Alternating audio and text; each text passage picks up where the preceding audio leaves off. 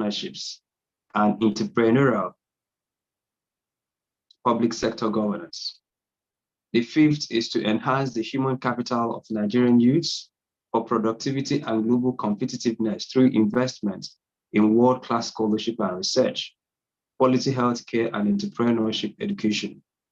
And the seventh is to conduct an Afrocentric diplomacy that protects the rights of Nigerian citizens abroad and advances the economic interest of Nigerians and Nigerian businesses in a changing world. So it's focused mainly on security, economy, restructuring, fourth industrial revolution, infrastructure, human capital development, and youth productivity, and then foreign policy, which is an Afrocentric foreign policy.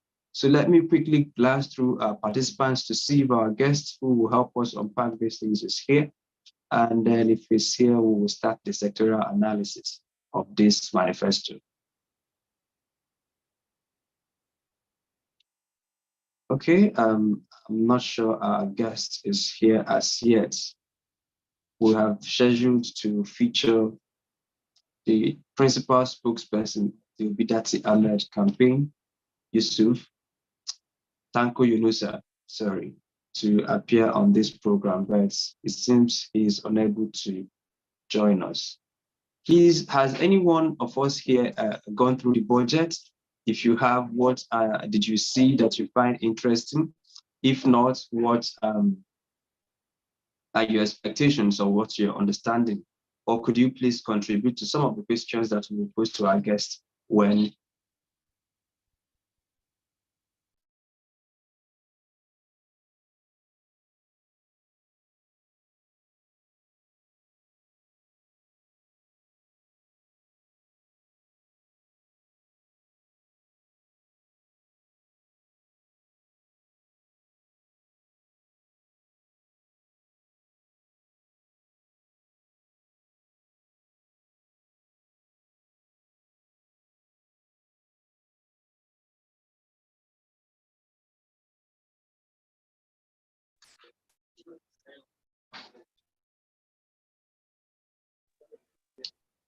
Okay, apologies. I just got through to our guest who has mentioned to me trying to log in. So in a matter of minutes, I'm expecting him to join us here. Before that, let me invite Lawman Zeuma to please make his contribution. Lawman, is that you? Lawman, your hand is up. Could you make your contribution?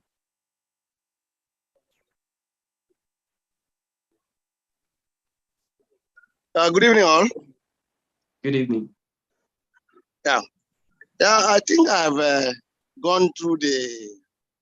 Okay, first of all, my name is Lawman Nzema. I belong to the obedient family, and I've gone through the manifesto.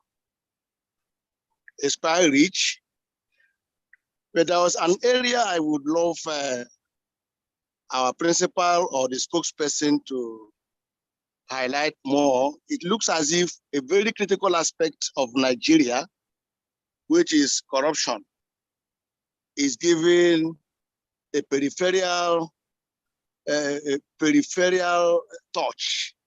Well, I couldn't see exactly where the fight against corruption is taking a center stage. Because if we talk about production, we talk about moving from consumption to production, talk about moving from, or rather moving into Afrocentric diplomacy, talk about infrastructure development.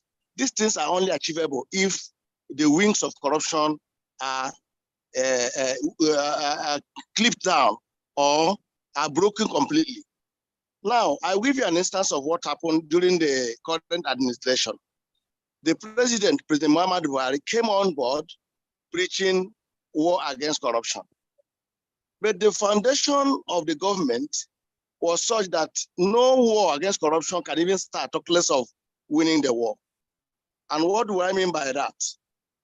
You will see that By the time we started from appointment of ministers, ministers were not approached directly. And these were the main people that were supposed to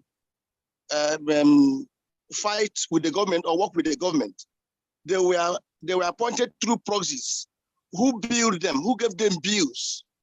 Oh, you produce 5 billion naira if you want to become Minister for Finance. And they would go all out looking for this money from banks, from creditors, from Shylocks and here and there. And they were able to get this money because they were not recruited directly by the government. So from inception, the foundation was corrupted, that there was no way you could borrow 5 billion naira to become a minister and somebody is expecting you to perform.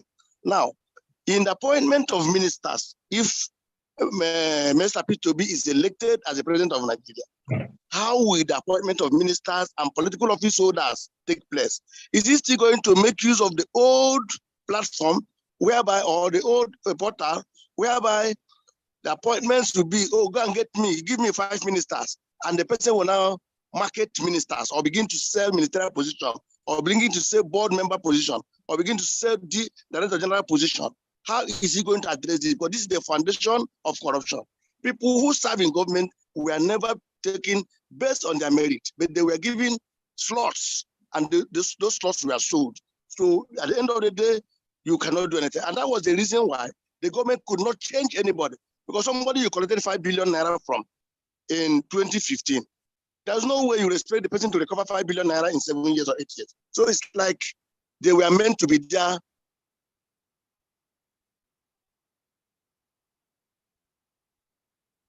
Okay, many thanks for your contributions. I keep tracking the participants to see when our guest has joined us.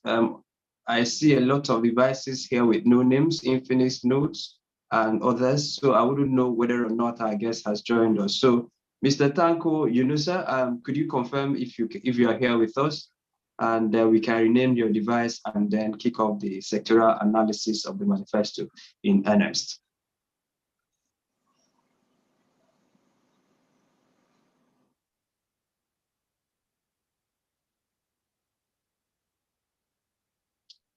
That's all right. That suggests to me that our guest is not yet in the room.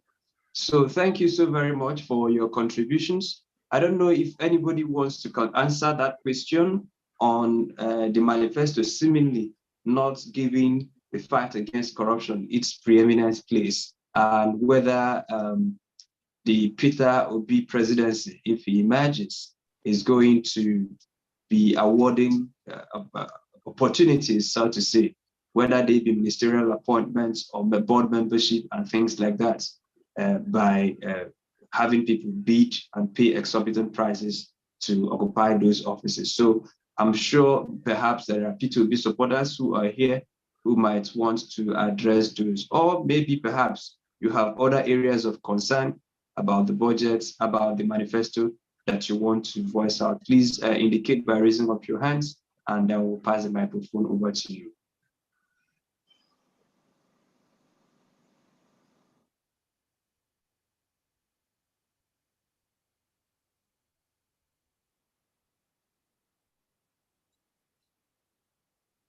Okay, Henry Moses, your hand is up. Yes, you have the floor.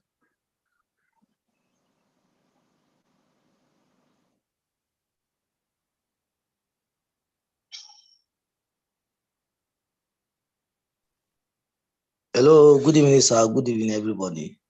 Good evening, Moses. You're welcome. I am very delighted and very happy to be part of this meeting.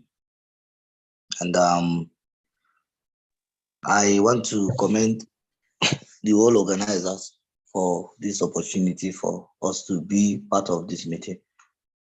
And our principal happens to be somebody that every Nigerian is looking up to him as a president to be, which by God's grace, we expect Mr. Peter Obi to be in the Aso Rock come April or May 2023.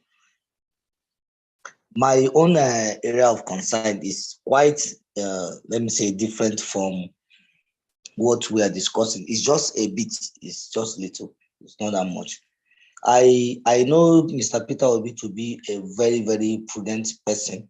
We should forget about the fact that Mr. Peter Obi happens to be somebody that looks very, very simple to the eyes of the Nigerians. But I know him very, very well, because the truth is that if you want to succeed as a leader, you have to be prudent to some extent.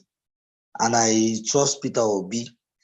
I know that he always used that fact that, okay, if we want to succeed as a country, we have to cut down our cost of governance.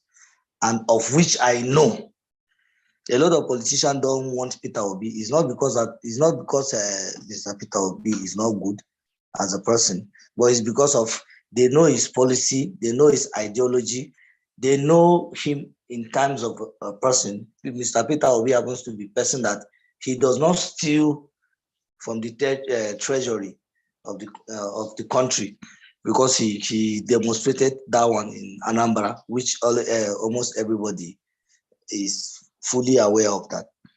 We know that Mr. Peter Obi, if he becomes the president of Nigeria, when it comes to the issue of appointment, he's not going to appoint people that will fail him.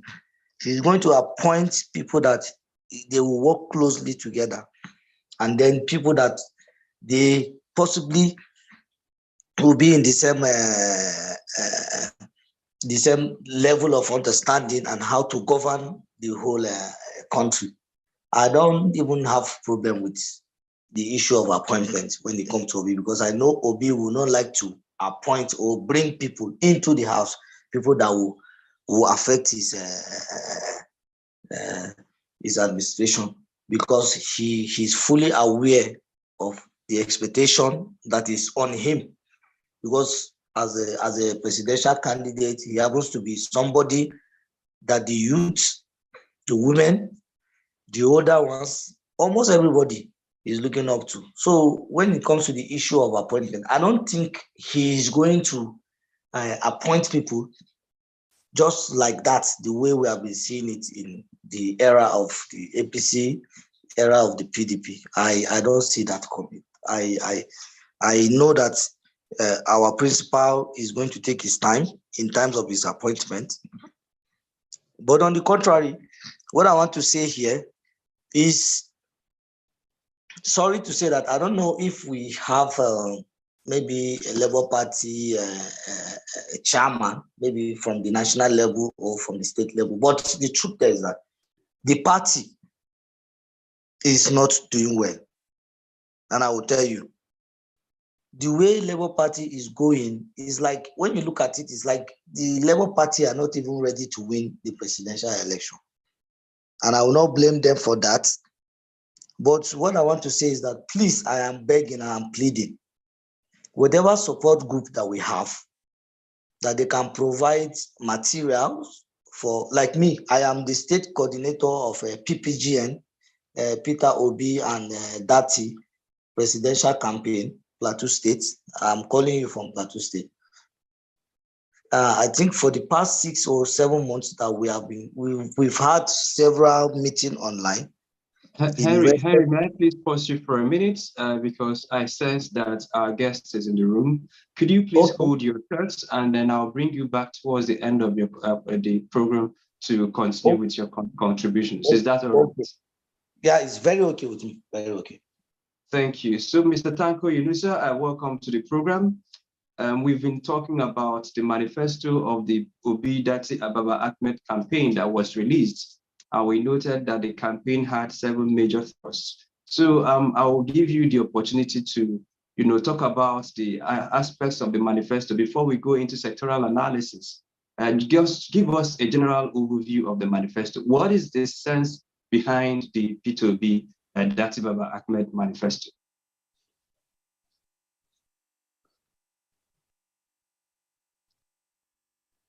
I think he's still trying to connect his audio.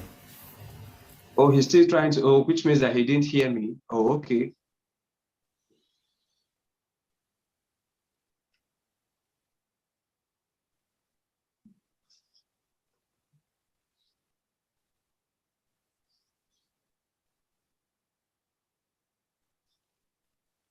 Okay, while we wait for him to connect his audio, Henry Moses, apologies that I cut you short.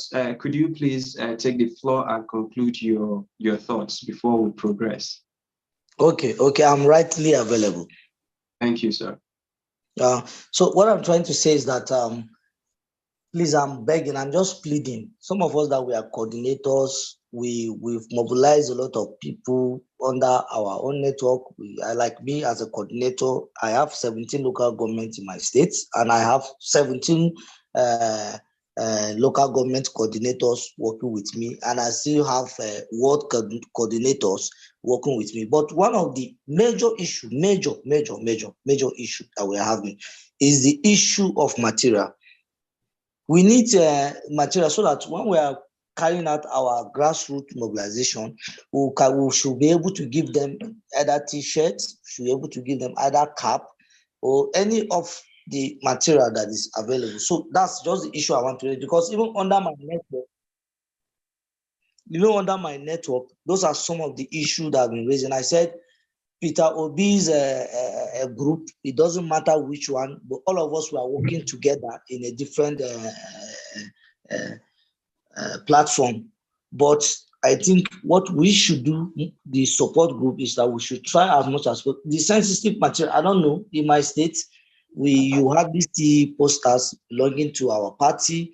You hardly see people wearing the cap, except people that they will use their money to buy, of which I know that's the best thing for us. But at least as support group or as a party, I think it will be right and it will be good if some of us, like coordinators, we can get those materials, so that by the time we are going out to reach out to the people in the grassroots, we should be able to say, this cap, this t-shirt, this one is from our principal. I think it will help us. Thank you. Thank you, Moses, for that contribution. Let me try once again to see if our guest, the principal spokesperson of the Datti Baba Ahmed Presidential Campaign Council, has connected his audio.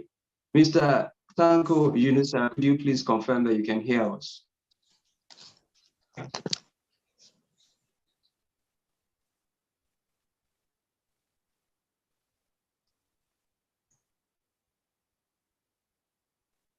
I see a hand raising. Yes, there is a P2B here that has his hands raised up. Could you please take the floor?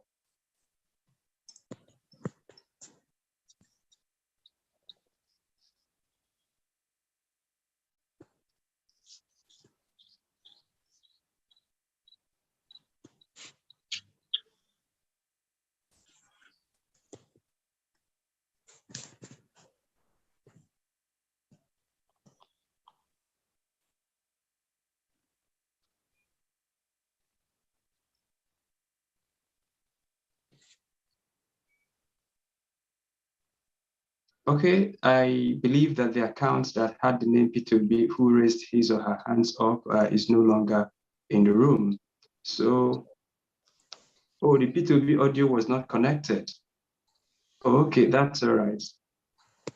Could someone, any of the backroom people, help reach out to Tanko Yunusa and see the difficulties he's having trying to connect his audio?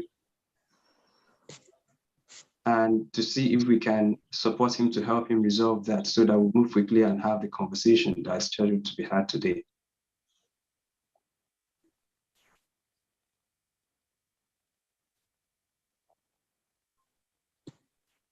Okay, let me call him. Beautiful, beautiful. While we're at that, is there anyone else that has something about the manifesto that interests you? Areas of the manifesto that you don't find you're not quite comfortable with, or your general appraisal of the manifesto, or what you expect the manifesto to look like?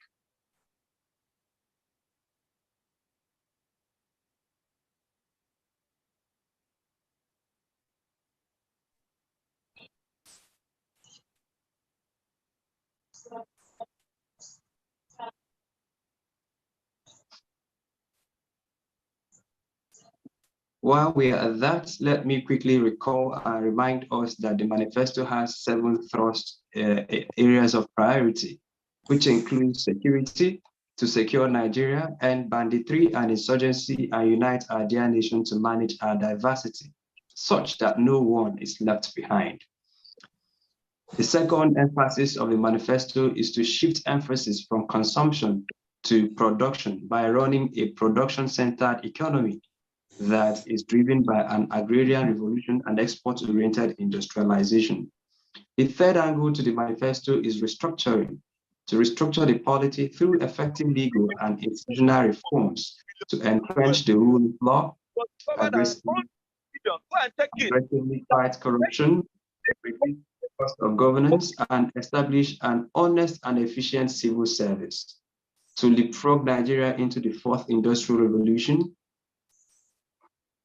through the application of scientific and technological innovations to create a digital, to build expansive and world-class infrastructure for efficient power supply, rail, road and air transportation, and pipeline network through integrated public-private partnerships and entrepreneurial public sector governance. The sixth angle to the manifesto is talking about enhancement of the human capital of Nigerian youths for productivity and global competitiveness through investment in world-class scholarship and research, quality healthcare, and entrepreneurship education. The last but not the least on the manifesto is talking about foreign policy, where the government or where the campaign is proposing through its manifesto to conduct an Afrocentric diplomacy that protects the rights of Nigerian citizens abroad and advances the economic interests of Nigerians and Nigerian businesses. So I understand that Tanko Yunusa has joined us. Tanko Yunusa is the chief spokesperson of the P2B Datti Presidential Campaign Council. Mr. Yunusa, you are most welcome to the program.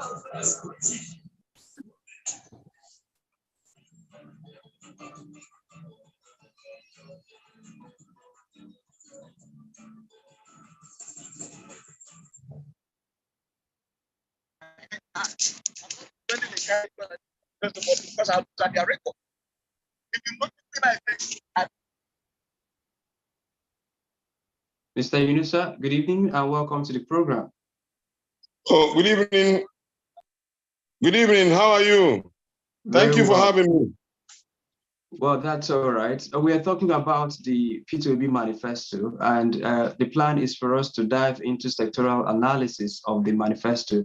But before we get into that, could you please give us your general appraisal of the manifesto that was released by your party? Well, I was just going out from another Zoom meeting, and I was telling them about the comprehensiveness of the manifesto.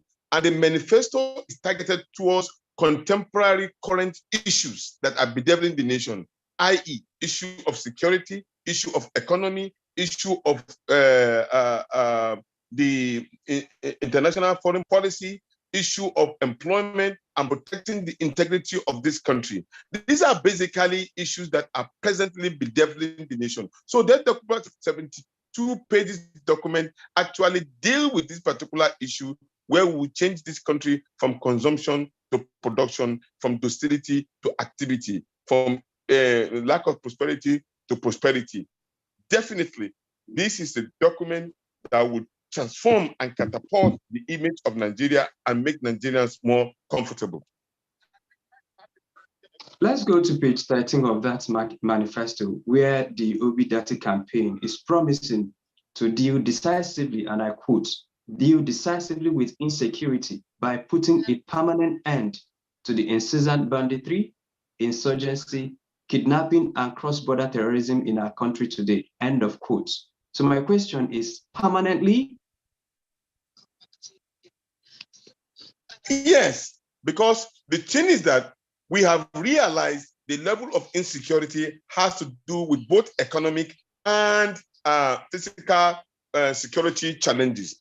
So what do we intend to do? We intend to make sure that each of the local government is production-based. 774 local government will be engaged in production to make sure that they are earning a living with dignity and respect within the people. And at the same time, there's going to be a kind of recruitment and training of people so that they can be able to work closely with the Nigerian police. And then he also intends to break down this particular security apparatus down to what we call community policing. So you see, it's a permanent short-term, medium plan, and a long-term plan that will resonate with the Nigerian people, and gradually we will find that particular unity and peace that we've already enjoyed over the years.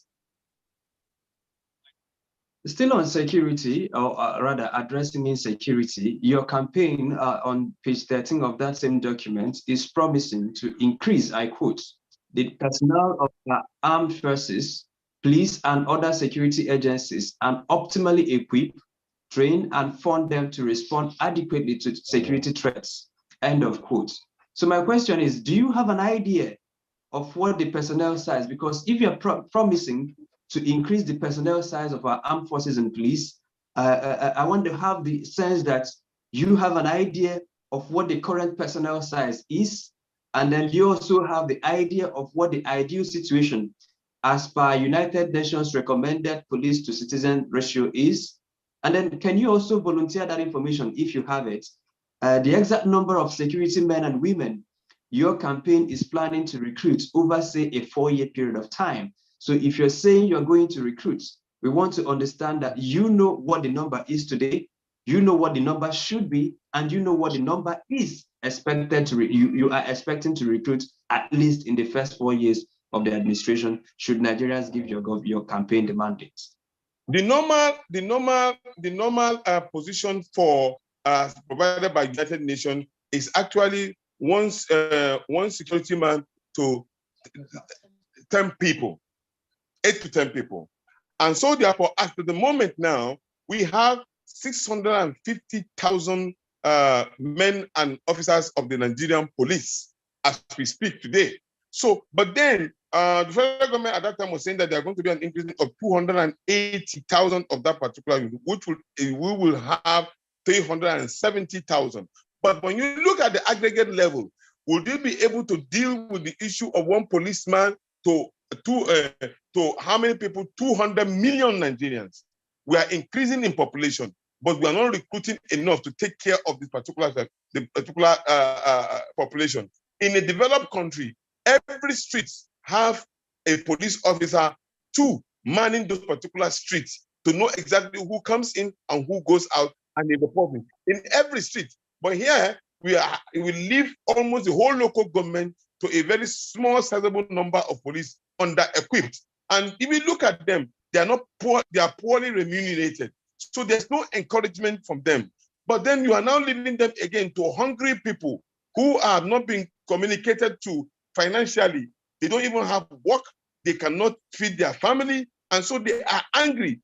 In fact, it is easy to mob the police station when it comes to this particular level. So we are under-policed, and we are not giving the right person the opportunity to govern and to protect our citizens.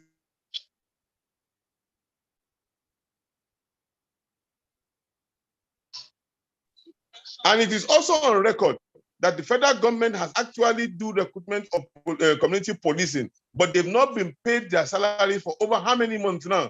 Over 1 year. So we will have to reenact that. But you see, all of this cannot work when you don't make the people independently and economically endowed. It will not work. And that's our first point of call. Oh, beautiful, but I'm not sure I heard the exact number that your campaign is proposing to recruit, because you talked about 3 layers of security. You talked about the federal policing, the manifesto talked about the state policing, and the manifesto also talked about the local policing and the local government areas, which is what I think you alluded to in your last, second to the last statement. But I wanted to get the exact number, or at least a sense of that. Now that you've said that Nigeria is under-policed, agreed, what are you going to do? By how many factors are you going to increase the number of policemen and perhaps military and other paramilitary agencies that we have in Nigeria? Well, on a technical basis, we need to assess this particular number, but to make what we want to meet is that we want to meet the threshold of the United Nations in terms of security. That is meaning that 1 police to 10 or 8 persons. So you can do the mathematics. Our target is to get that particular number accurately. So ensuring that each citizen has somebody to man that particular security apparatus. So this is our target. But it has to be a gradual thing. That's why the numbers will not be given to you as well, but that is our target, and that is the threshold we intend to meet. That threshold, you know, and in how many years you plan to meet that? In 4 years, in 8 years, in 10, 15 years, or is it overnight? Our target is for the first 4 years. First 4 years, starting with the first year in office. Because the first 4 years in office have to really deal with the issue. We need to stabilize this country in terms of security. And we have to give hope to the people who are, excuse me, hopelessly thinking that they cannot secure their borders and they cannot secure their lives and property. We need to give that assurance. Then we gradually gravitate and mobilize along the line. Finally, on security as a subset of your manifesto, the manifesto of your campaign, do you have an idea of what it will cost for the federal government to ratchet up the number of police resources, the number of military resources, and then to also encourage the states to ratchet that number up, and also encourage the local governments to ratchet that up? Do we have an idea of the cost? And if yes, where do you intend to source that funding from? Why we said we are going to change our narrative from consumption to production, where everybody will be involved in production. That way, we will change the narrative and generate enough money that will take care of the payment of salaries of this particular staff. But we don't want to engage staff that we cannot pay. So we must be able to really ensure that the resources are there so that we can pay those particular people that need to be paid. These are some of the things that we have to do strategically. But what we want to assure you is that we will do recruitment and payment will be made to these particular individuals. Well, let's move away from security and talk about national cohesion, where your campaign has promised through its manifesto to, quote, make deliberate efforts to recreate a sense of patriotism, shared ownership, and responsibilities in matters of nation building, integration, and cohesion. So that's a laudable, I think, ideal to pursue, but I don't see in the manifesto where it laid out the details of how to do that. So perhaps you could help us, give us a sense of the government programs, policies that the government intends to execute so that it will achieve this objective it has set out in the manifesto.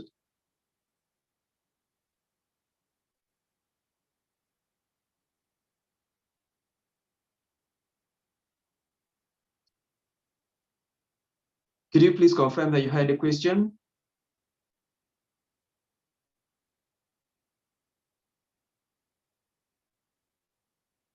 So, can you hear me? Oh, okay, yes. Did you hear my question?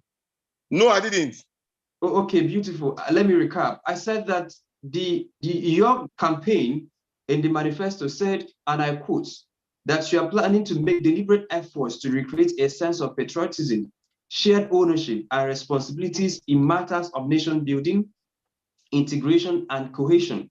So there is a goal to achieve national cohesion, but there are no laid down government programs, no laid down government policies, and no projects to achieve this particular thing. So I was wondering if you could help us lay out that plan in simpler terms, because it is a vague term. What are those actionable government policies that you guys are thinking of when you said that you're going to make deliberate efforts to engender a sense of patriotism? Inclusivity of the youth, person with disability, and individuals who have the know-how to join in building a new nation, especially our technocrats who have left this country.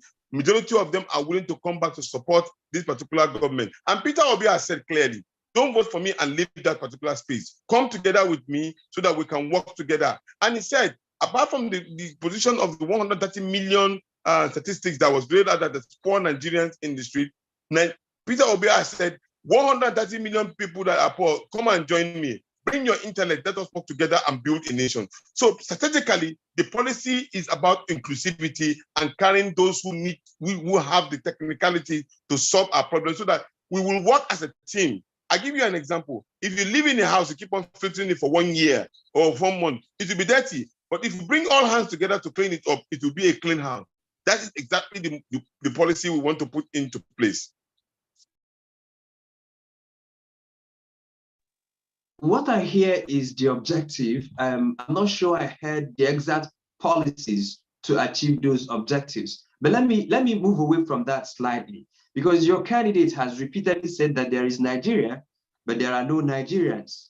And one of the things I hear analysts say is that, I mean, if you go to America, you know what the American dream is. I'm not sure that I know what the Nigerian dream is. Is there a plan by your government, if elected, or by your campaign, let's say that, to craft that national ethos, that national vision, that national aspiration that Nigerians, both the young and old, from all sections and from all walks of life, will aspire to? At least if you wake any American up today, they will tell you that they are building a country of freedom, liberty, where people are free to pursue their individual liberties and happiness. But Nigeria, there is no national ethos to pursue. So do you guys have plans to address that? Let's be clear. What we sell to the Nigerian people is equity, fairness, and justice. And that is why it is included in the third layer of our 7-point agenda: effective legal and institutional reform, rule of law, corruption, and good governance, effective governance. And when you say that I didn't give you a policy, I made it clear. The policy is simple: inclusivity. Inclusivity is a policy position of this particular the government coming into power, because there has been an exclusion of people in government. Those who have the know-how, they have been excluded. But we will carry out a policy that is all inclusive. We're talking about including the persons with disability and making sure that they have a role to play in the governance. So that way they are not being excluded. So with what we are doing is that when there is a unity of purpose, fairness, equity, and justice, you will agree with me that there will be an ethos that everybody will agree that we want to work together and change the narrative and getting Nigeria back on the right track. This is exactly what we intend to do. Oh, okay. So by inclusivity, I expect that, I think I heard you say something about affirmative action. Is that part of the inclusivity? It's also federal character part of the inclusivity. So when you talk about vulnerable groups and excluded groups, you mentioned specifically people living with disabilities. I think I also heard you talk about young people. Is there any plan for women? And then is there any plan for sort of, because you know Nigeria has ethnic configurations, are there plans for ethnic minorities, and are there plans for balance, ethnic religious balance in good government appointments and all of those things? Is there such plans? Yes, there is. Let me also remind you that when Peter Obi was the governor of Anambra State, he appointed women more than, I think 60% of the cabinet were women. 40% of them were women. That's to show you that about a 60 to 40% inclusivity of women in the cabinet. So the ratio of youth, you can see even in our spokesperson, we have almost like 4 different youth persons who are representing the interests of speaking on behalf of Peter Obi. So these are facts.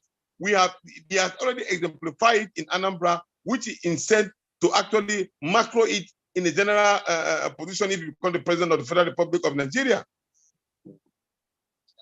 Okay, let's move away from that to go to page 15 of your manifesto, where it talks about a plan to, I quote, resolve the national minimum wage problem by doing away with the external salary structure and introducing an hourly productivity-based national minimum wage rate, by which public and private sector employers should pay their employees based on their actual productivity.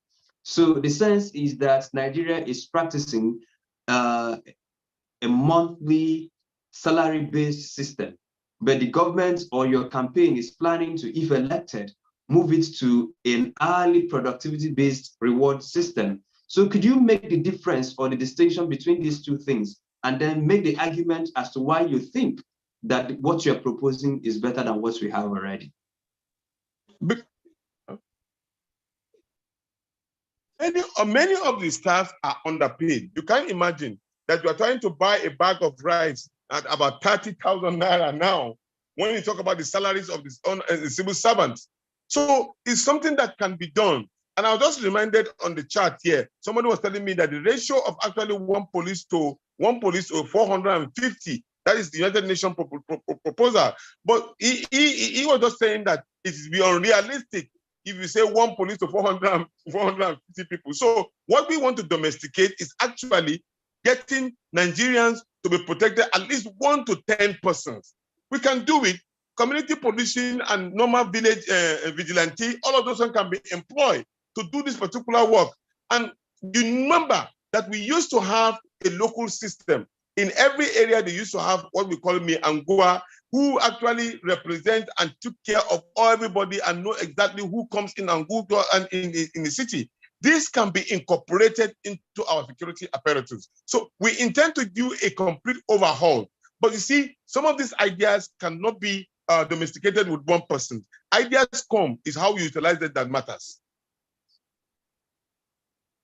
Okay, that's fine. Then could you make the argument then as to why the hourly productivity-based payment system is better than the salary system? Well, because you see, when you produce, you earn that particular right. In fact, biblically or in Quranically, you pay workers according to their hard work. When you work, you get paid for it. And when you get paid for it, you decide to do more. So productivity-based salary is more better, so that because it will resonate very well with our mantra of consumption to production, rather than you just paying people for not doing anything. It doesn't encourage efficiency.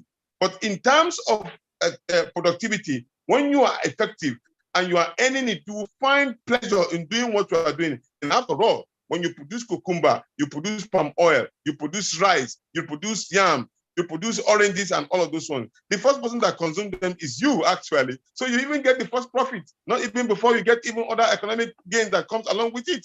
So we want to encourage our people to be economically endowed in terms of production and earn their living with dignity and respect.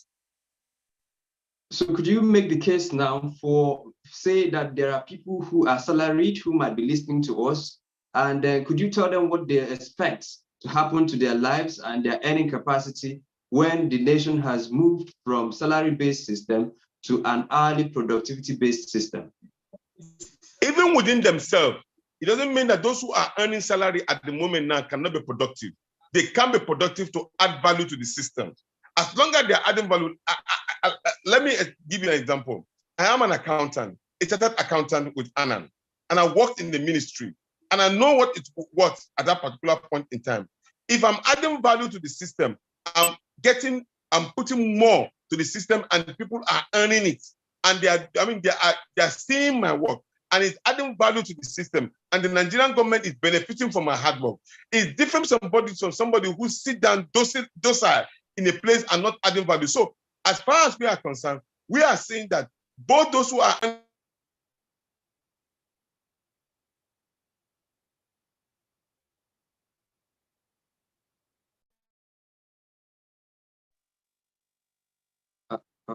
Okay, I'm thinking that we lost you. Thank you, Yunusa. Hello. Oh, okay. Hello. Yes, we can hear you. Hello. Yes, we can hear Hello. you. I can hear you. Okay. So if you had my last answer, so you give me just a few minutes and I'll come back to you. That's all right. That's all right. So while we'll take a break to allow him to take a breather and come back to us, let me quickly go through the comments and see if there are those that was mentioning. Okay, I see the comments. Fact checking from Maxwell Alohan. Fact checking, Mr. Tanko. This claim here is that the UN ratio is 1 police officer to 450 citizens, and not 1:8. And yes, I think that the numbers I saw are pretty much close to what you have. But again, Mr. Tanko Yunusa may have mixed up maybe 450 and 1:8. So I wouldn't know where he mixed that up if he did. But let's quickly, there are people, Henry Ogiono, your hands is up. So I'll give you 2 minutes or 3 to make your contribution. And after that, we'll continue with a regular line of questioning with Tanko Yunusa, the chief spokesperson of P2B. Datti Baba Ahmed Presidential Campaign Council. Henry, you have the floor. Thank you very much, the organizers of this evening session. My name is actually Dr. Henry Oginye, based out of the Grand Duchy of Luxembourg. I just want to expand on what the speaker said about inclusivity and production-based economy. Inclusivity. I've been in the diaspora for over 25 years. This is the first time a campaign have actually excited people in diaspora, and people have not only contributed money, but have volunteered. Highly qualified Nigerians have volunteered to come and join the cabinet, actually to work for free or work on a pro bono basis. I remember when the current government was issuing bonds 3 years ago, the investment, one of the investment bankers who was an ex-colleague asked me whether the Nigerian team have come, or are these people talking with them, the people who are going to, who are overseeing the Nigerian economy. I asked him the names of the people. He told me.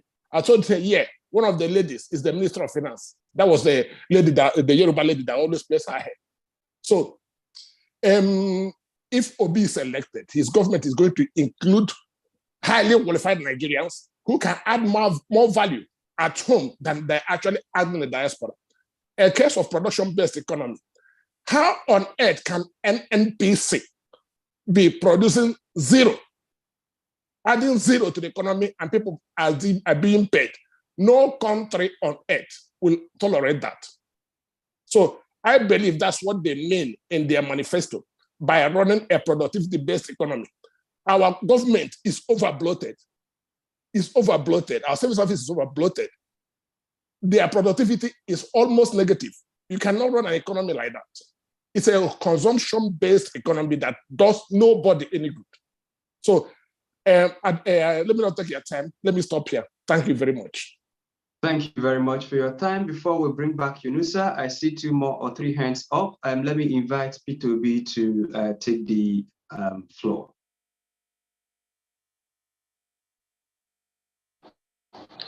Hello, good evening, everyone. Good evening. Good evening. Are you hearing me? We can hear you. Could you please introduce yourself? Okay, my name is Emmanuel Tochie Hilebo. A coordinator, ward coordinator from Abia State South, Ward 10 precisely.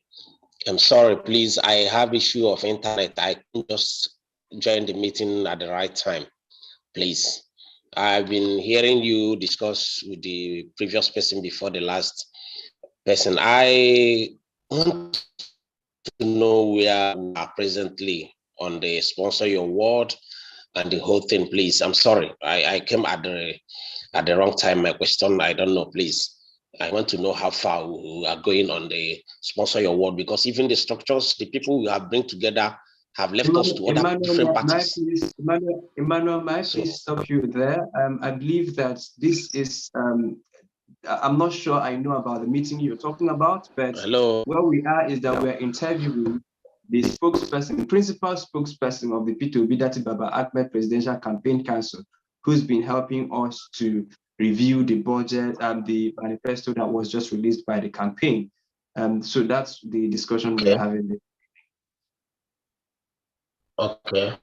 Okay, so Mr. Yunusa, are you back? Are you able Okay. to continue with the questioning? So we'll round up the question and get contributions from people, and then before we call it a day.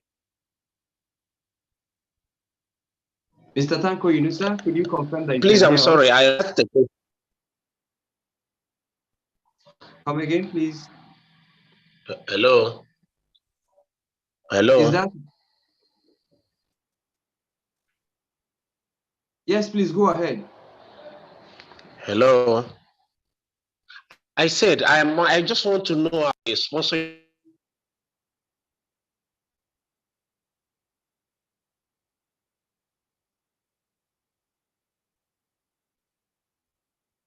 Okay, I see 2 more hands up. I will invite you to take the floor at a minute each to make your questions and contributions specifically to the topic we are discussing. Specifically to the topic we are discussing the budget, sorry, not the budget, the manifesto that was just released by the P2B Datti Baba Ahmed Presidential Campaign Council.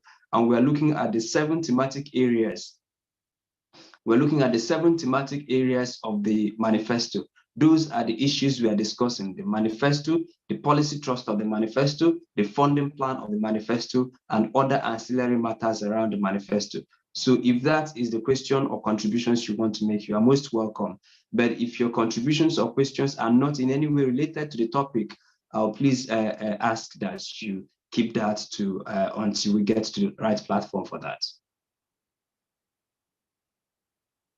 So Prof, okay, I've been asked to let you know that to look at the chat box for those who are asking questions relating to choose your community or I think Ford Your World thing, please look at the chat box. Information is provided in that regard. Professor Johnson, you have the floor.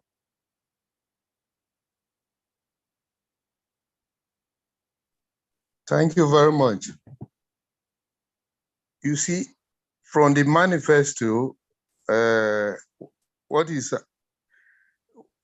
clear to me is that Peter Obi's administration is going for a lean government,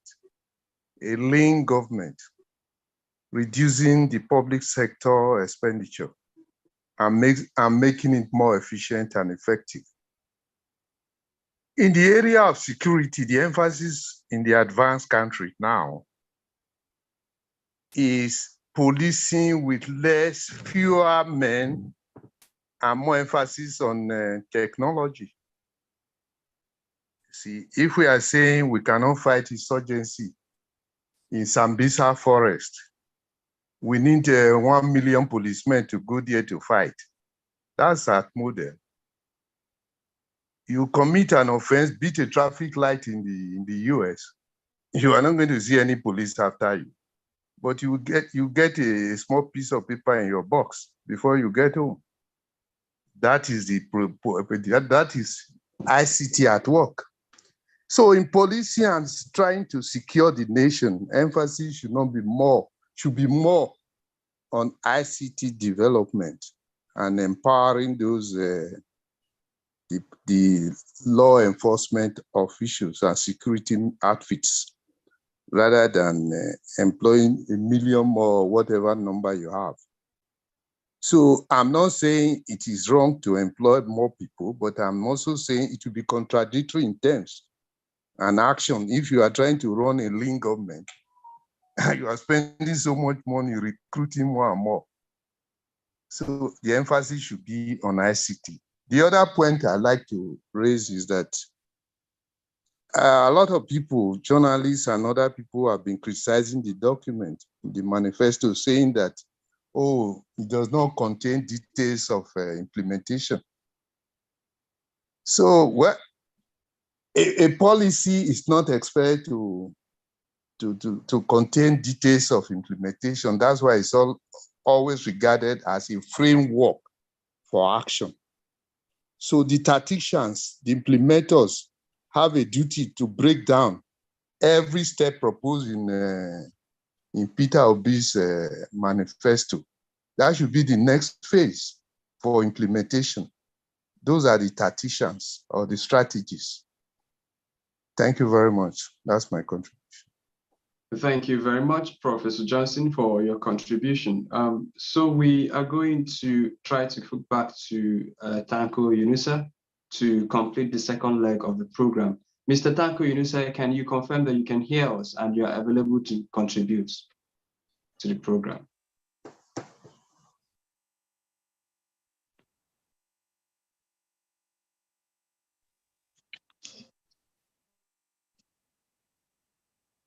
Mr. Yunusa, if you can hear us, could you confirm that you can hear us and that you're available to conclude the program?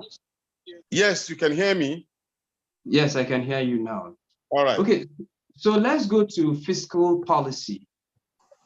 Because I see in your plan, let me put 1 or 2, because if I highlight, I think about 3 or 4 of them, it will take up our time. Let me put 1.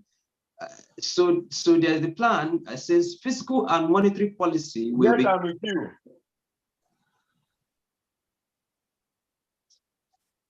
Let me rephrase the question. So we're talking about fiscal and monetary policy, where your campaign is planning to do, and I quote, fiscal and monetary policy will therefore be properly coordinated with each deploying conventional tools transparently instead of distorting markets to favor a few privileged individuals. Then later down, you also see where it says that the pursuit of multiple objectives by the CBN, some of which appear to be in conflict with the bank's core mandate of controlling inflation and all of those things. Then if you also go down, it's talking about criticizing the CBN's ways and means. If you also go down, the manifesto does not have confidence in the CBN's management of inflation. If you also go down, you see a lot of the places where the manifesto seem to query the leadership or the management or a style of the Central Bank of Nigeria. So that argument can be made as to whether Central Bank has been right or wrong in their approach. But the question I have really is, what is your administration, if elected, relationship with this CBN going to be vis-a-vis the presumed independence of the Central Bank of Nigeria?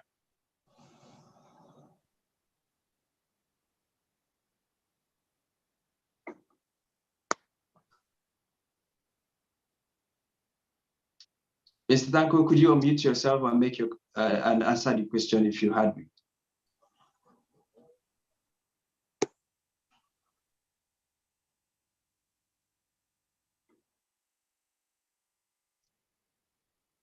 Mr. Tanko, are you there? Oh, okay. Maybe perhaps he's having difficulties. Mr. Tanko, can you confirm that you're still with us? He's busy.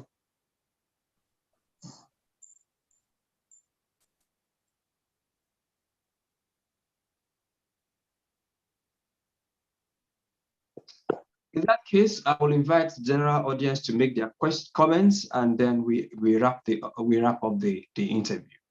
So please, if you have any more thing to add to the conversation, we have talking points that we have not exhausted. We've talked about, I have plans to discuss the CBN, to discuss power, to discuss funding strategy, to discuss a whole lot of other aspects of the budget. But if our chief discussant is unavailable to take these questions, we will defer them and instead open up the floor for people to make their contributions. So I see two hands up. The first hand I see here, from the way it's arranged on my screen, is Henry Ogune. But Henry, you've also made your contribution before. Professor Johnson, your hand is still up.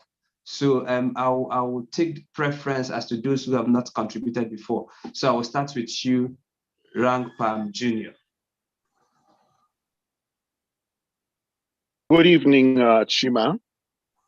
Good evening. And, good evening, our fellow guests on the platform. This is wonderful and very timely.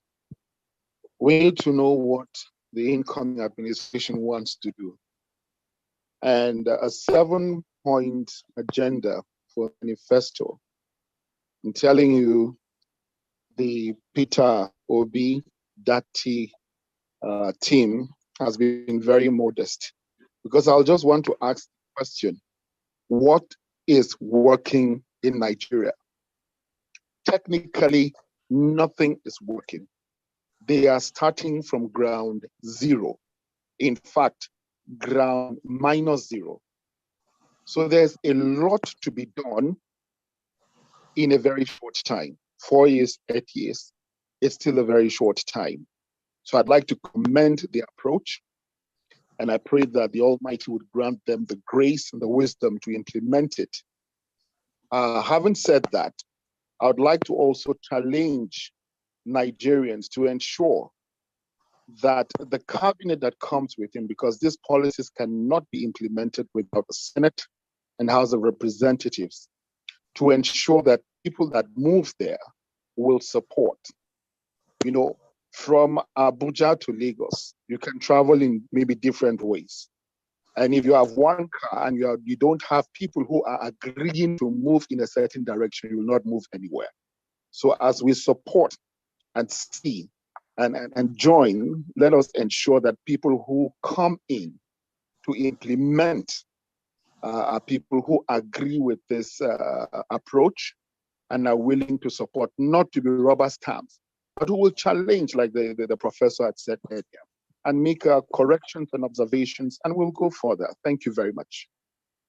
Thank you so very much, Rank Pan Junior. And Apostle Emmanuel, you have the floor. Good evening, sir. Good evening. I just want to ask questions, and this is my question. The POS and this group, I want to know, based, like for example, in my state now, there have not been what plans are they making concerning materials like. May I please stop you, Apostle Emmanuel? This is not the right platform for that. Our topic today, we are discussing the manifesto that has just been released, the policy thrust of the manifesto, funding aspect of the manifesto, and the core policies, programs, and projects that will be derived from that manifesto. This is not where we are discussing internal workings of POSN or any other support group. So that platform will be opened, and when it's done, you will have to make your contributions there. Thank you so very much. I don't have any question on that. Mr. Moderator. Hello, sir. Hello, Mr. Moderator, can you hear me? I can hear you, but I'm wondering who took over the, okay, yes, go ahead. Okay. Could you please introduce yourself? That's your guest, Yunusa Tanko. Oh, okay, Mr. Tanko, are you back? Yes, I am. I must apologize to the House as regard to my breaking in transmission. As I told you earlier on, unfortunately, this particular meeting, which I found very interesting, coincides with another Zoom meeting. So as I'm speaking to you, I'm speaking to other Zoom meeting too, which is equally important at the same time, just to give clarity to my breaking in transmission, and I apologize. So let's continue. Oh, okay, apologies accepted. I want to believe that I'm accepting on behalf of other participants of the program. Let's talk about not public policy now. Let's talk about fiscal and monetary policy, right? So because the manifesto talks a good game about fiscal and monetary policy, and at least on 4 different items, the manifesto seems to have excoriated the leadership of the Central Bank of Nigeria. And I can give you specific highlights, you know, that the manifesto seemed to be excoriating the fiscal management or the monetary management. And let me, for instance, talk about where it says the pursuit of multiple objectives by the CBN, some of which appear to be in conflict with the bank's core mandate of controlling inflation and its declared objective of achieving a measure of exchange rate stability. Then if you move further down that, you also see where it has excoriated and lampooned the ways and means advances that the CBN gives the federal government of Nigeria. If you also move down further, you see the way it has expressed loss of confidence, almost absolute loss of confidence in the management of the Central Bank of Nigeria. And the argument can be made about whether or not this Central Bank of Nigeria has been managing its affairs fairly well enough, you know. But my argument, or where my question is today, is what is the relationship going to be like between, say, P2B presidency and the Central Bank of Nigeria, knowing fully well that the CBN Act envisages, or in fact proposes, that the central bank be independent of any form of control from the politically elected president and the presidency. Now, quickly, you will agree with me that there are the various functions of the central bank is clearly stipulated in the Constitution of the Federal Republic of Nigeria. Now, whether the central bank is actually performing its statutory duties according to this particular policy is yet to be answered by all of us. The question is that the central bank is biting more than it can chew. And so it has become almost like a ridiculous position when it rolls out its policies. And you can see from all of the policies that they've been rolling out, it's more or less scientific. It's not even having a positive effect on the economy that we are seeing. For example, paying traders trainee, involving in terms of releasing money for market women, or releasing money in trying to cushion the effect. But meanwhile, the statutory function of the central bank has been left in fallow, where the country's currency has really lost its value to almost a billion minimum. Today we're talking about 800 naira to $1. 800. What kind of physical policies that's supposed to have been done by the central bank? It has not. It's supposed to be affecting it positively, where you will see the the naira appreciating, not really depreciating. So there was a complete mismanagement of the central bank, as it were, because of the policies of government that I agree, the interference may not be within the preview of the position of the law, but then there is going to be a control mechanism between the executive and then the central bank. There must be policies that will enhance the naira to appreciate, and there must be policies that will affect the Nigerian people directly in a positive manner, where they will not be dependent on some of these particular handouts, because most of the policies that the central bank is bailing out are handouts to the Nigerian people and are very, very insulting, rather than it to be a kind of a permanent policies that can help individuals to generate funds to take care of their needs. And this is exactly what the new government will do, because Peter Obi intend to rejig the whole system. We have a faulty car with almost a knock engine, smoking. And so we need to get it revolted so that Nigerian people can see the benefit. And the central bank will not be too vocal, but rather be more actionable in its performance.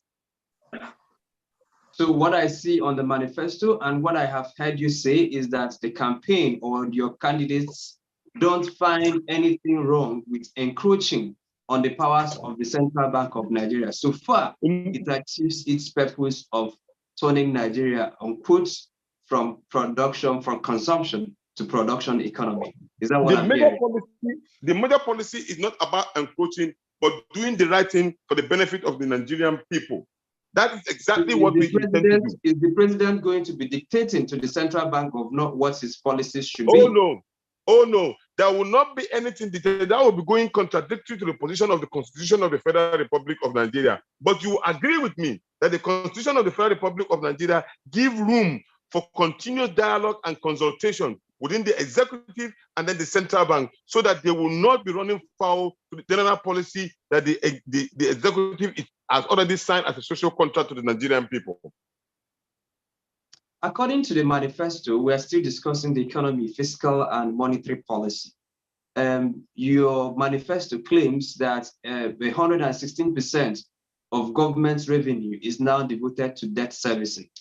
That means in Naira and Kobo that for every 1 Naira that Nigeria makes, it has to borrow additional 16 Naira to service the loan, right? So we have a 616 Kobo out of every 100 Kobo, right, that is collected by the government, according to your manifesto, that this goes into servicing of the country's debts. Where it gets interesting is where your manifesto boldly claims that the government will implement radical economic policies that will drastically reduce our debt servicing ratio and debt to revenue ratio. Radical economic policies that will drastically reduce our debt servicing ratio and debt to revenue ratio. So what could those radical economic policies be? Because already the nation is owing, Nigeria is owing, and some of these are multilateral organizations. Some of these debts is owed to China. Some of these debts are owed to subscribers of our bond and all of those things. And Nigeria has a contractual obligation to repay these loans. But when your government is proposing a radical economic policy that will radically reduce that debt servicing obligation, does that mean that they won't pay? Or does that mean that they will look at something close to what Obasanjo did in terms of renegotiating the loan, paying in bulk pack? Or so unpack this for me.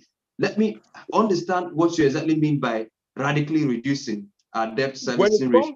and debt to When revenue you come ratio. to the issue of recurrent and capital expenditure in the Nigerian sector, you will also agree with me there's a heavy payment being made on the recurrent expenditure rather than the capital expenditure, if I am correct.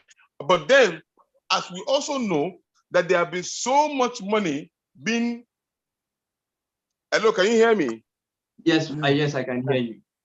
There's so much money being borrowed into the system, but then this particular money being borrowed in the system are not used for capital expenditure, but rather for recurrent expenditure, which also now give us a negative capital budget. And that, of course, has affected us negatively. Now, what we intend to do is actually bringing down this particular recurrent expenditure down gradually, especially as regard to even the payment that is being made to our executive, our legislators in the National Assembly. We need to block all the loopholes.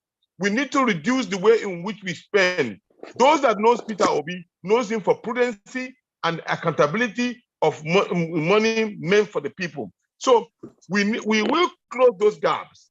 We will knit up these particular actions as regard to issue of multiple positions and offices. Like I mentioned earlier on, we have duplication of duties, duplication of organizations in Nigeria, and then with no retroactive positive effect. So if you borrow, it is expected that when you borrow, you invest in something that will give you more money to take care of what you borrowed. But most of the borrowing that we have done so far has always been non-productive borrowing, and then it's just for consuming. So leaving us with a lot of debt that we cannot manage. So we want to change the narrative to a productive loan, that if you take a loan, you must be seeing it transforming into a kind of more income to the country. I.e., for example, the idea of having 774 local governments producing at the same time with good cottage industry. If you loan money to take care of such a project for everybody, and then there is an inclusive production taken care by every local government, you see the effect, positive effect. One, there will be employment for the Nigerian youth, they will be more productive, and then there will be an income, foreign income for the country, and that, of course, would automatically reduce the Naira rate to $1 and any other currency. Nigerian currency can actually appreciate as we move along in that particular directive. So these are some of the immediate measures that Peter Obi intends to do. And don't forget, in our fourth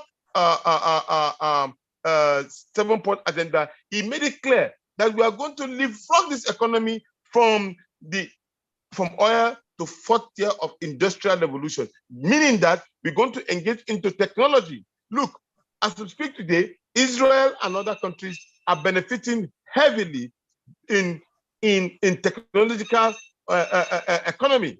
Most of the incomes that Israel is benefiting from are some of this area of technology in apps and all. So we too want to develop our own breed to make sure, because we have the knowledge.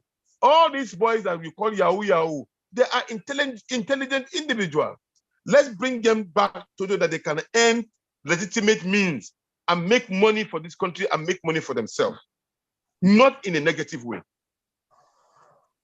Well, thank you very much for that. But I think you were talking about recurrent expenditure as a fraction of the budget. I think you have laid out that there is a plan to increase or make a substantial part of the budget more capital focused, and that is well appreciated. But my question was already on debt servicing. For instance, when Rank Farm Jr., I think, said that the government is not even starting from zero, that the government is starting from negative, right? I think that argument can be made that these loans have already been borrowed. You are talking about new borrowings. But the question is, the ones that have been borrowed by the previous governments, including the incumbent governments, you might make the argument that the borrowing was not for priority expenditure, but the borrowing has been made and the country must pay back. So I'm now saying your budget, your manifesto says that there is a radical economic policy that would drastically reduce your debt obligations. So I want to understand that. How is it going to happen that a country, for instance, that is owing somebody 10 trillion naira, for instance, that is supposed to pay that 10 trillion naira. And then you have a new CEO, and the new CEO says, you are not going to pay this 10 trillion. What are you going to do? Are you going to kill your creditor? Are you going to appeal to your creditor? Are you going to say you don't have money? So walk me through that radical economic policy. Well, the truth about it is that you can do a debt renegotiation with concrete reasoning on how you intend to implement it, which is some of the things I've laid out. If you sit down with our creditors, and then we sit down with them and say, look, I know my predecessors own A, B, C, D, but we cannot deal with it at the rate in which you've given us. You two look at it. If we pay you, we will not have anything to feed our country or to take care of our country. They are humans. They will look at it and say, look, how do we intend to do this? We will say, okay, what we want to do is that we want to turn our economy around. We want to reinvest this particular sum of money probably into agricultural sector. And once we do that, the production and the profit that we are making will be able to take care of certain percentage of this particular debt. And then it will not leave the country in total poverty, but at least we'll be having something to build on while we continue to measure and improve on that particular way of generating resources. But really, Peter Obi is not really interested in taking debt, but he's very much interested in how to pay it with gains, and Nigerian people now feel secured. And that is why it's so hard and so unbelievable the rate in which we have taken so much money. But we will renegotiate those particular positions and rejig the payment system. Many thanks for that. There is another, let's move away from fiscal and economy and move into, say, oil, for instance. There are a lot of plans, including plans to incentivize the midstream sector of the petroleum, and they're facilitating gas processing plants and privately owned small and medium-scale boutique refineries with a view to reduce importation of refined petroleum products, eliminating petrol subsidy regime, which, according to your manifesto, has become a huge burden on the budget. That is that on that. But there is another aspect of that that says within 3 years, each of the southern states should develop and construct embedded power plants of capacities ranging from 5 megawatts to 30 megawatts, up to a total of 300 megawatts per state from locally sourced gas in around the states. Then they say this can be quickly done by and then all of those things. But the question is, you have a federal system where you have the federal government, where you have the subnational governments, and you have the local governments. But the federal government seems to be making policies for the state governments where it has cordoned off states, where it insists that they must, each of the states, provide embedded power capacities within 3 years. So walk me through the process. Say, for instance, that there is a government in Abuja, and there is, say, for instance, a government in Oka. What is the synergy going to be like, especially where you have states in the opposition, where some governors may want to put politics above policies, right? So how is the P2B administration going to force all the governors to implement within 3 years embedded power plants of 5 megawatts to 300 megawatts capacity? Well, I sat with him in a room and I listened to him talking about how we actually need to deal with the issue of the exclusive list and that included in the constitution, and then making sure that there's a breathing space for the state government. And then he said we will do what we call partnership with the states, in order not to erode into their constitutional provisions. That way, there will be a synergy between what the federal government thinks that he can do to help them in generating more resources within their own state and contributing to the center. I.e., for example, the oil wealth in the south. He said that instead of the theft that has become so predominantly in the south, there will be a way in which we will have what we call modular refineries. That is empowering the people locally to be able to entrench themselves economically. So that way, there will be a reduction in the area of stealing of our collective matrimony because of lack of performance of the part of government. So there will be a partnership, a working partnership with the state government in such a way that they too will be comfortable and Nigeria will be better for it. These are some of the measures that he intends to put in place in terms of working through this particular lacuna. But the truth also is that for any state who feels, for example, that he cannot deal with certain issues because of partisan issues, he will only see the competitiveness in others and how other states are moving along. Like, for example, there was a time in which we have this issue of Riga and then the headers moving from down south to north. Of course, we will look at the possibility of having these particular ranches. I come from the north. I have seen in Jigawa State where livestock cattle are being kept in a place for donkey years. The same system prevails. For donkey years, there's no improvement. And that particular place could have been a kind of a multi-billion naira making sector in terms of livestock. Excuse me. That place needs an abattoir, need a stone cold room, need where the animals and all will be taken care of. That will be a kind of a synergy to empower that state and ensuring that that state is now becoming independent in revenue generation and be making money and contributing to the center. These are some of the examples. Then you compare it to a state who refuses to allow the federal government go into the state to harness the hidden giving resources in the state. The state, of course, will remain docile and probably ineligible. So there will be a kind of a revolt by the people and say, look, let's work together with the federal government. But we will try to make the state more independent in such a way that they will be comfortable by working together with them. Well, you talked about partnerships because partnerships work well or rather policies work well when the initiator of the policy is in a position to control all the levers and factors of production. But in this particular instance, you are going to be partnering with states, some of which their governors may not be willing to play ball. So I hear from you that you're willing to bypass them to speak directly to the people, to let the people know that the federal government has a good policy, the state is not playing ball, and because of that, you are expecting that the individual members of the states who are the supposed beneficiaries of those projects will revolt and force their governors into action. Is that what I'm hearing? Let me give you an example of what happened just recently with Governor Wike in Rivers State. Despite all his attack on the government, he was able to explain clearly that the federal government has paid their outstanding money since 1999 to date. Today, the Niger Delta states. Now, with Governor Wike in his own rightful sense, denying that particular involvement and support that the federal government has given it? No, now, it won't. So therefore, there's an opportunity in which you can partner with him.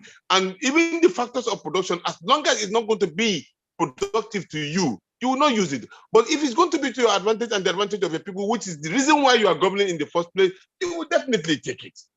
So these are some of the things that we're saying. We are not saying that we are going to provide or control the state government. No, we are going to end up into a moral, personal persuasion, moral situation in such a way that people will see reason into a productive idea that will benefit the people in that particular state. And I'm sure a rightful governor will go along with any of the policies that we intend to put on ground. So I expect that this moral persuasion should be applied to the judiciary, where you have laid out radical plans, but those plans must be in cahoots with the judiciary. You also have laid out plans that will require the involvement and the convincing of the National Assembly. There are also plans that will require the convincing the entire populace to adjust the ways they do. And so you are saying that where the manifesto has had conflict with establishment interest, for instance, the interest of the state governors, for instance, the interest of the local governments, for instance, the interest of the National Assembly, for instance, the interest of the judiciary, who may not be open to, quickly adopt the kind of radical reforms you are talking about. So you said that the manifesto tends to rely on persuasion, on moral persuasion, to achieve some of those ambitious objectives. As part of the tool, in order to be able to be convinced, You see, in democracy, it's not about you controlling the system and being more or less like what would I use the word? You have to be democratic. You have to be democratic. You don't use force in trying to convince, but you can use moral suasion and convincing fact as regard to why. So because this is where leadership come to play. This is where leadership come to play, because the governors are part of the integral part of the country. And though they must work in synergy with some of the things that will make their own governance look good in the eye of the people. So these are some of the things that we are saying. In other words, the government must see reason of, say, the federal government is trying to put up a Nigerian army in so area for the protection of your citizens. For example, if the federal government decides that it's going to put an army depot at Benungwari, for example, in Kaduna State, would the government of that particular day say no because they feel that it's entrenched on their own right as a state? Definitely no. So these are some of the measures. Or a government will say that we've been able to discover that you will have a kind of a domicile diamond in so area. We can help in contributing in making sure that we harness this for the benefit of the people. Then we share the proceeds to 40, 50, 30, 30, 70. These are some of the things that we need to put in place. So we are saying that from the issue of legal reform as contained in number 3 of our 7-point agenda, which is effective legal and industrial institutional reforms and rule of law. This is where the issue of our judiciary comes into bear. There will be effective legal reform for the institution. The institution must be independent to be able to deal with issues. There are accusations and counter-accusations even on our judiciary as we speak. But then there will be a complete overhaul in that particular area so that the institution feels secured, not as if they are under the whims and caprices of the executive. These are some of the facts that we intend to take care of. Well, many thanks for that. There are a lot of questions lined up here, but this is now the time to yield the floor to other participants who may wish to ask questions. We will take 3 or 4 questions and then we'll call it a day. So please, Mr. Tanko Yunusa, we thank you for participating, but please stand by to take 3 or 4 questions from members of the audience before we wrap up this program. Is that all right? So I see your hand is up, Harry of UNE. I will insist that all questions must be related to the topic, all comments must be related to the topic, and you have a minute to make those submissions of questions. So, Harry, you have the floor. Thank you very much for allowing me to speak for the second time. I'm really grateful about that. It's as if I know better than any person here. The question I need to ask is, I know that the central bank is supposed to be independent. But at the same time, the buck stops at the desk of the president. How would you, while observing the law and abiding to it, address the madnessness in the central bank policy as we have it today? And most importantly, address the issue of parallel market. Nigeria is the only medium-sized economy in the world that have this parallel market, which is not doing the currency any good and the economy by extension. How do you address it? Thank you. Mr. Yunusa, first of all, it has to do with the issue of actually appointing the central bank governor. Excuse me. This is a very fundamental issue. Before you appoint somebody, he must be somebody who understands your policies and what you intend to achieve, so that he will not go contrary to those particular policies when he assumes office and then feel that he's only independent. Of course, we will take somebody who has the capacity and the quality that is required to be a central bank governor, but he must be somebody that will work along with us in terms of delivery of our policies, who understand what we intend to achieve. So therefore, there will be, first of all, a friendly relationship between the central bank governor and then the President of the Federal Republic of Nigeria. Not to be his work and core, but rather to understand the system that we intend to deliver to the Nigerian people. That is the first fundamental thing that must be done. Then while we are there, there will be, you see, like some of us that were trained by Ganifa Wahimi and Balaraba Musa and Otto Nwanko, we only yield to superior argument. And I know I've been into a room where Peter Obi was saying that, look, I don't want you to continue coming here to praise me. No, don't praise me. Tell me some of those things that I'm doing wrong so that I can improve on it. These are some of the ways in which we intend to give Nigeria quality leadership that they deserve. So in other words, all of these particular policies that which you ask questions upon will be dealt with within the policy threshold of what we intend to do to the Nigerian people, making sure there's a cordial relationship between both the central bank and the President of the Federal Republic of Nigeria, so that there will not be any ambiguity and then back and forth and denying each other when policies are being rolled out and to be executed accordingly. So according to the CBN Act, the central bank governor appointment is a tenured appointment of 5 years each, renewable, but not exceeding 10 years. Emefiele was appointed in 2004. His appointment was extended. So by that, he has up until June or July 2024, when his appointment will elapse. So if the administration is sworn in May 29, 2023, it will have to retain the services of this governor till June 2024, except for gross misconduct, because the president cannot arbitrarily remove the CBN governor. And that's that on that. Let me ask Ebenezer Ibe to ask his questions or make his contributions. Yeah, good evening all. Thank you for giving me the opportunity to ask my question. I was going through the manifesto. It was wonderful. It was it's been waiting, but at the end it was something great. But something I observed. I based in UK, UK Army, or let me just put it that way. Nigeria is the in terms of road accidents in the world, apart from China, we got the worst in terms of road accidents. So I didn't see much about road accidents. You know, there's a more of crime, but you look at, if you check the statistic, the amount of people that die due to the road accidents are greater than the people that die in, let me say, all this crime, Boko Haram and everything.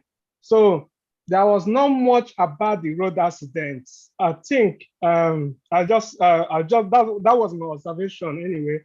So because even if you look at China, in terms of population, Nigeria is topping.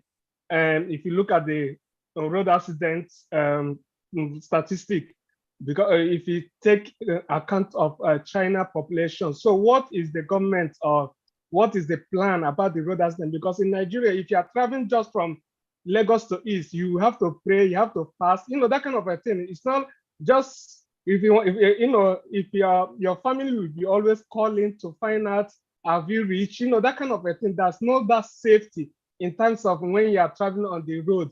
And a lot of people now travel by air. So if you don't have money, you can't travel by road. So I think there's a lot to be done in terms of road accidents in Nigeria. Thank you. Thank you. Mr. Yunusa, do you want to respond to that? Oh, well, if you look at the expand in number 5 policy 7-point agenda, expanding physical infrastructure through market-driven reforms, unleashing growth, enabling entrepreneurship and market creating innovation. And then it went ahead to talk about the issue of railways and revamping the structures and the roads and all. You will agree with me that there's a heavy usage of our roads because the railways are not really working. So there's going to be a revisiting of those particular railroads to ensure that the network that was existing in the past and are existing, and then there will be more to be brought in so that we can have we can reduce the heavy usage of our roads to give way for the road accident that we've already recorded over the years. Then there's a way in which they want to revisit the waterways to give room and to make sure that the waterways are also used for transportation in terms of goods and services. But most importantly, there's a way in which we have to make a reduction to the prices of transportation, especially air, so that it can be affordable, and more airports will be networked in such a way that they will accommodate and reduce the heavy usage of our roads. These are some of the things that we'll put into plan within a short period, middle plan, and then the long-term plan of 4 to possibly 8 years by God's grace. If we is voted into power and willingly so, these are the things that we intend to put into place that will reduce the heavy mortality that we suffered on the roads nowadays. After all, even now, the roads, most of them are not even safe with regard to the issue of banditry and insurgency. Many thanks for that. Raman, you have the floor, and then that will be the last question we will take.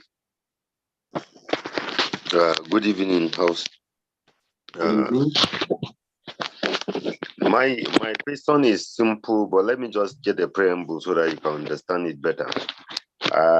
The manifesto presented to the general public, it deals more with the mindset. And anything with mindset is just like a farm. You plant a farm, you plant a maize, a seed of maize. It will take small time for you to come and weed it. And then second application of fertilizer before you wait for harvest. So generally, these are a function of time frame. Is between this month to this month, you have to do this. The moment you cut it off, it's going to be a difficult task for you to have the harvest that you intended to have. So if this is the case, our manifesto is targeting mindset. And the Nigerian population is already contaminated with corrupt mindset. How can we overturn the situation? And then what are the processes that we'll be expecting in each year that will be our own scheme of measurement? How can we measure progress using that? Thank you. A very wonderful question. I thank you for this particular issue about mindset. But the truth about it is that it is a mindset, but with reality facing all of us in the place. Apart from the fact that we are having this particular mindset that this particular government is incapable of securing Nigeria, that does not mean that we don't need to find a way of providing ways of securing the country. That does not also mean that in terms of employment, it is very clear that this particular government have not been able to provide jobs for the teeming Nigerian youth. And we can go along in different ways and talk about the challenges that we face as a country. But then when you ask about timelines, this particular government and the successive one have made it so easy for any good leader to really make his mark within the first 100 days in office. Any good leader who knows his onion will be able to make good inroad within the first 100 days, i.e., for example, when you have a country and a party that is actually labor friendly, the labor movement is under this particular, in fact, they own the party. The Trade Union Congress own this party. So the first 100 days where the issue of fuel scarcity, as we are seeing now, bedeviling us because it's December and the government has not been able to curb it, and then you have the Nupeng and Pengasin, who are members of the TUC, say, look, we will make it easy for our teeming population. These are their governments. Or you have an ASU that will come out and categorically say that we will never go on strike because of XYZ. These are practical terms. These are positions that can be made clearly to the Nigerian people to instill hope and give them comfortability that this particular government is up and doing. The moment that the Nigerian people perceive that this particular government is moving on the right track, everybody will fall in line. So the timeline will be so easy for us to achieve because the Nigerian people are not asking for too much. They only want to see a progression of how you bring in material that can enhance their agricultural production. And you see it being done practically. They want to see how you can improve the level of naira to a dollar, seeing it coming down so that there will be no inflation rate. The road network, putting those particular roads and making sure that they are working in synergy with the provisions of the law. These are some of the things. And these are small things that could enhance productivities and give room for the short-term, middle-term, and long-term planning that we have. Because once you give the Nigerian people the hope of seeing that there's an improvement in power generation from probably 3,000 to 4,000 and a steady increase from 4,000 to 5,000, they will have faith in the system, having from 12 hours supply, from 2 hours supply of power to 3 hours or 4 hours or 5 hours on a consistent level. These are some of the things that will, small things that will instill confidence in the Nigerian state. And when they see that there's a heavy security and then the continuous release of funds that is effective to the local government and is being delivered to the local government and the local government are performing equitably well, that will give hope. And these are practical ways in which we intend to achieve the 7-point agenda.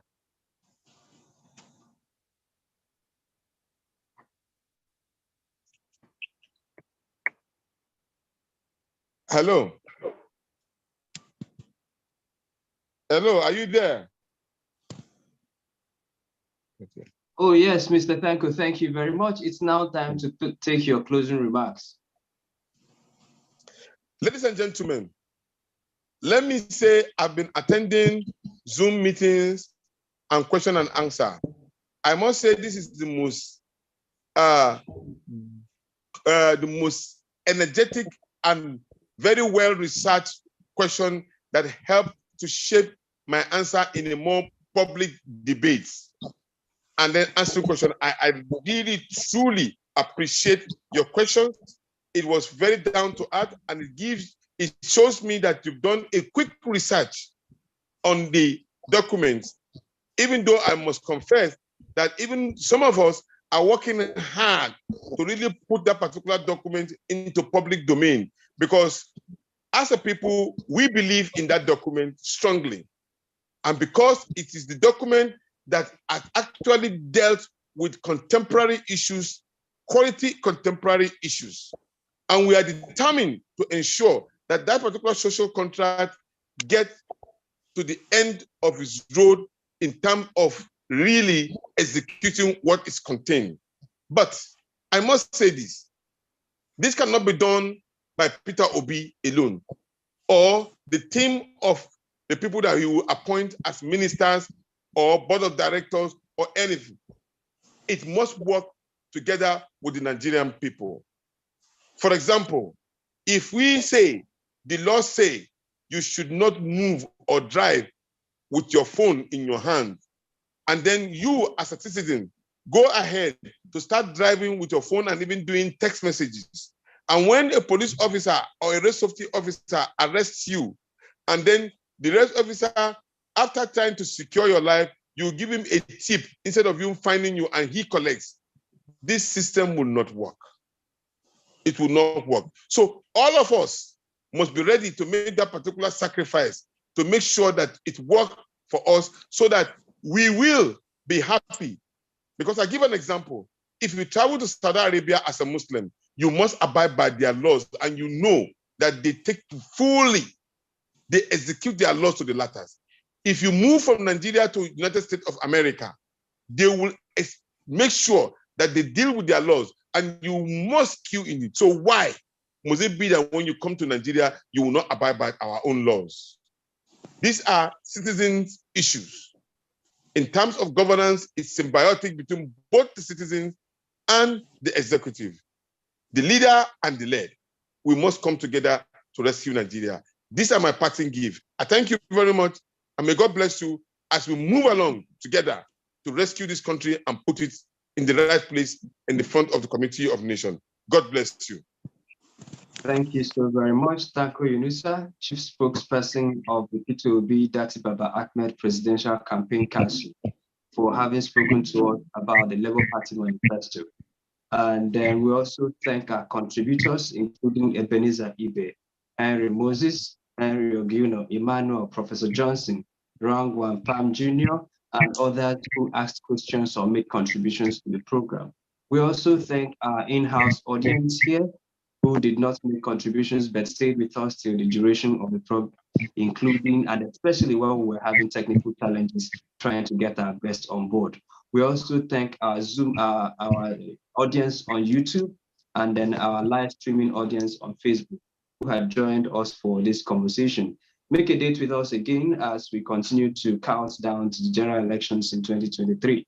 We promise to be bringing incisive topics and bring guests who are knowledgeable about that to discuss so that Nigerians have all the information they should have before they make the all-important decision of voting in 2023.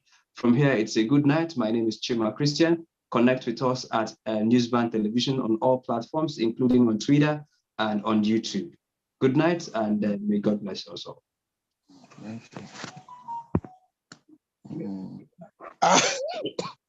No.